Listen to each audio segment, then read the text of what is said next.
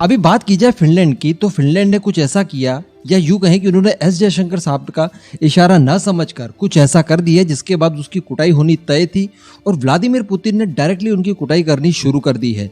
यहाँ पर यकीन मानिए कि यूरोपियन देश रशिया यूक्रेन वॉर को लेकर बहुत बड़ा नुकसान झेलने वाले हैं।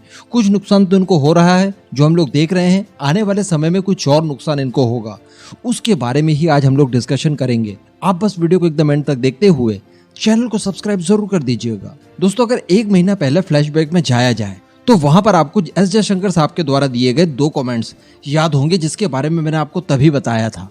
एक तो वही दोपहर तक वाली बात और दूसरा अफगानिस्तान वाली बात। जब अमेरिका के साथ भारत की 2+2 मीटिंग थी, उस समय जब भारत के ऊपर इस बात को लेकर दबाव बनाया गया कि आप पहले की तुलना में ज्यादा ऑयल रशिया से खरीद रहे हैं, उस समय एस जयशंकर साहब ने एक संकेत दिया था। जवाब तो दिया उन्होंने अपना डिफेंड करने के लिए, लेकिन उन्होंने एक संकेत भी इसके अंदर दिया था, कि इशारा किया था। उन्होंने ये कहा कि देखिए जी, हम तो एक महीने में जितना ऑयल खरीद रहे हैं रशिया से, इतना तो यूरोपियन देश दोपहर तक खरीद लेते हैं। यहाँ पर उन्होंने यूरोपियन देशों को ये समझाया कि आप किस हद तक रशिया के ऊपर निर्भर हैं, इस बात को पहले जान लीजिए, उसके बाद ही सैंक्शंस लगाइएगा। अमेरिका के कहने में मत आ जाइएगा, वरना उलट जाओगे। दूसरी बात, जब भारत के ऊपर अमेरिका सहित यूरोपियन देशों ने प्रेशर बिल्डअप करने की कोशिश की कि आप रशिया को कंडेम कीजिए, रशिया के खिलाफ कार्रवाई कीजिए ताकि हमारे सैंक्शंस प्रभावी हों, उसके बाद एस जयशंकर साहब ने एक बयान दिया था, और वो दिया था अफगानिस्तान को लेकर कि आज आप यूक्रेन को देखकर तो रोना रो रहे हैं और ये कह रहे हैं कि भारत रशिया को कंडेम करे, कार्रवाई करे, एक्सेट्रा एक्सेट्रा, लेकिन आपकी यही इंसानियत अफगानिस्तान में कहाँ चली गई थी जब आप अफगानिस्तानियों को आतंकियों के हाथों में छोड़कर आ गए थे? लोग प्लेन से लटक कर मर रहे थे, हमने तस्वीरें देखी हैं। तो वहां पर आपकी अंतरात्मा क्यों नहीं जागी और यूक्रेन में क्यों जाग रही है? तो यहाँ पर भी भारत ने नेटो कंट्री में शामिल उन 21 यूरोपियन देशों को संकेत दिया था कि देखिए, आप अमेरिका की चपरासी करना बंद कर दीजिए एटलीस्ट। अभी क्या हुआ है देखिए, पूरे यूरोपियन देशों की अगर बात की जाए तो कई सारे देश बिजली के सेक्टर में, कई कोयले के सेक्टर में, और कई लोग नेचुरल गैस के लिए और क्रूड ऑयल वगैरह भी, इसके लिए रशिया के ऊपर निर्भर थे। लेकिन दोस्तों, रशिया यूक्रेन वॉर जब से शुरू हुई है, उसके बाद अमेरिका ने रशिया के ऊपर ढेर सारे सैंक्शंस लगाने शुरू कर दिए। अभी यहाँ पर प्रॉब्लम यह है कि जो नेटो संगठन है उसमें एक अमेरिका इधर आता है, बाकी के 21 यूरोपियन देश हैं। बराबर किसी भी तरह का कोई कॉन्फ्लिक्ट अमेरिका कर ले, उसके पीछे पूरे नेटो कंट्रीज परेशान होती है। अगर अफगानिस्तान की बात की जाए तो अफगानिस्तान में अमेरिकन फोर्सेस के साथ साथ नेटो फोर्सेस भी गई थी, यानी बाकी सारे देशों की फोर्सेस भी गई थी।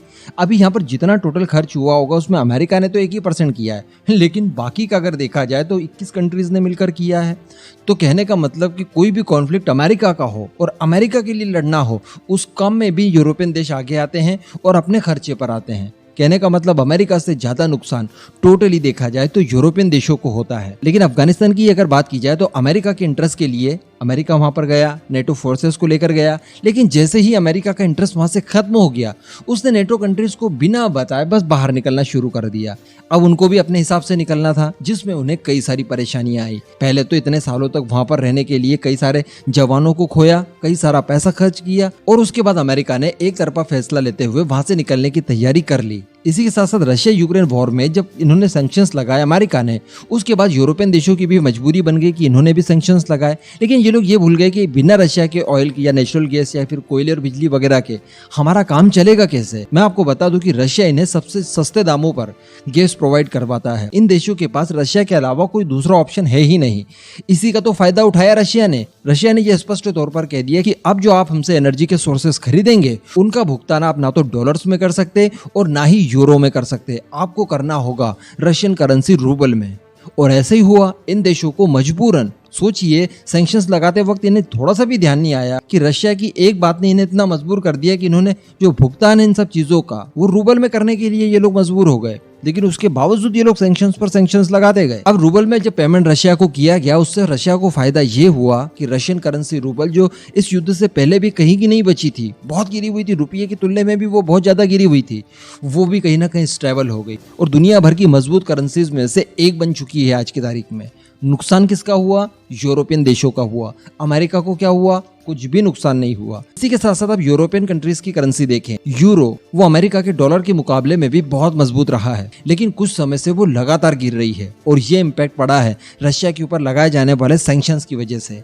यानी रशिया के ऊपर सैंक्शंस लगाने से रशिया का तो नुकसान हुआ नहीं, बल्कि इन यूरोपियन देशों का हो गया। और इस चीज का इशारा पहले ही एस जयशंकर साहब ने कर दिया था। जब इस लेवल पर आपकी डिपेंडेंसी रशिया के ऊपर है तो फिर क्या मरने के लिए सैंक्शंस लगवाए? इसी के साथ साथ रिसेंटली खबर निकल कर आई कि फिनलैंड और स्वीडन ने ये ऐलान किया है कि हम लोग नेटो को ज्वाइन करेंगे। अब आप जानते होंगे कि फिनलैंड की बॉर्डर रशिया से मिलती है, 1000 किलोमीटर से ज्यादा की बॉर्डर मिलती है। अब ऐसी अगर परिस्थिति आ जाए कि फिनलैंड नेटो में शामिल हो जाए तो नेटो फोर्सेस डायरेक्टली रशिया के दरवाजे पर खड़ी हो जाएंगी और ये चीज रशिया कभी बर्दाश्त नहीं करेगा। इसलिए रशिया की तरफ से भी धमकी आई कि अगर किसी भी तरह से नेटो ज्वाइन करने की कोशिश की तो वही हाल होगा जो इस समय यूक्रेन का हो रहा है। लेकिन चूंकि फिनलैंड ने काफी मजबूती से यह दावा किया था और व्लादिमीर पुतिन किसी भी तरह का रिस्क नहीं लेना चाहते थे, इसलिए उन्होंने इसकी कुटाई पहले से ही करना शुरू कर दी। आप नेटो ज्वाइन करें ना करें, आपने जो कहा है इस बात के लिए आपकी कुटाई बनती है। अब मैं आपको बता दूं कि रशिया की तरफ से फिनलैंड को बिजली सप्लाई की जाती थी। फिनलैंड के पास इसके अलावा ज्यादा विकल्प है भी नहीं और रशिया ने फिनलैंड की बिजली काटने के लिए पूरी तैयारी कर ली है। दरअसल इन्होंने बहाना ये बनाया है